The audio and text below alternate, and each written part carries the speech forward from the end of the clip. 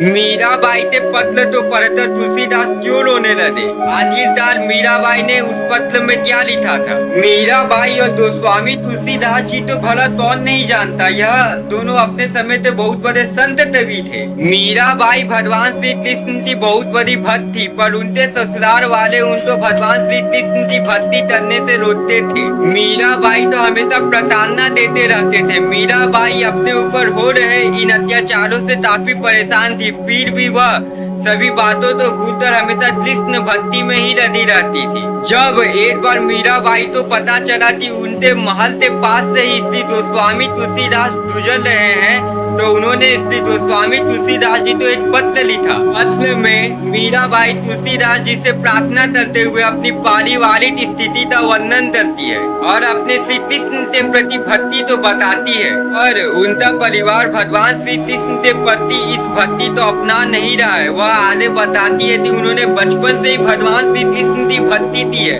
और वह इसका त्याग नहीं कर सकती। मीराबाई बताती है कि उनके ससुराल वाले उनके ऊपर काफी अत्याचार करते हैं, फिर भी वो अपने इस भक्ति का त्याग नहीं कर सकती। अंत में मीराबाई से गोस्वामी तुलसीदास जी से कहती है कि अपने इन परिस्थितियों से किस प्रकार निपटा जाए उसका मार्गदर्शन कीजिए। उसके बाद मीराबाई इस पत्र को सुतपाल नामक एक ब्राह्मण के हाथों से श्री गोस्वामी तुलसीदास जी के पास पहुंचा देती है। मीराबाई के भेजे हुए इस पत्र को पढ़कर गोस्वामी तुलसीदास जी के नेत्रों से आंसू टपकने लगते हैं। श्री गोस्वामी तुलसीदास जी ने उत्तर देते हुए लिखा, जाते प्रिय न राम बेरही, तजिए ताही तोटी बैली समा, यद्यपि परम स्नेही। पूरे पत्र में गोस्वामी तुलसीदास जी ने लिखा, अपने आस पास ऐसे लोगों तो रखो जो भगवान राम और सीता के प्रति अपने भक्ति रखते हो, और जो ऐसा नहीं करते उन्हें अपना शत्रु या विरोधी समझो। भले ही वह आपके कितने निकट ही क्यों ना हो या वह आपका कितना प्रिय ही क्यों ना हो। अपने इस बात के ऊपर तुलसीदास जी ने कुछ उदाहरण देते हुए और आगे लिखा, प्रहलाद जी ने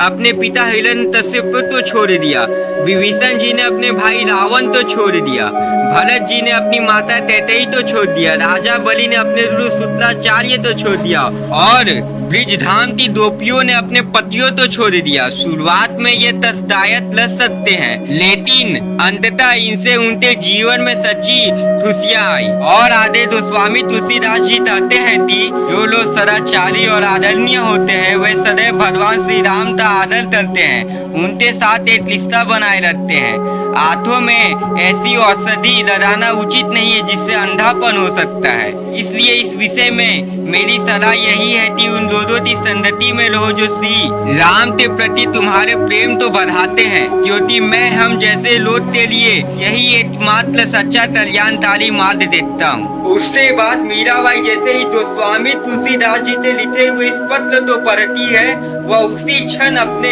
ससुराल तक त्याग कर देती है और वहाँ से चली जाती है। अगर आप जानना चाहते हैं कि नीम करोली बाबा ने किस प्रकार रामदास से उसकी सिद्धियाँ छीन ली, या रामकृष्ण परमहंस की दिव्य शिष्या अधोरमणि देवी से दोपहर मार्ग तक की यात्रा, तो आप हमारे चैनल में जाकर देख सकते हैं। अगर आप नए हो तो चैनल को सब्सक्राइब करना ना भूलें और वीडियो कैसा लगा कमेंट में जरूर बताएं।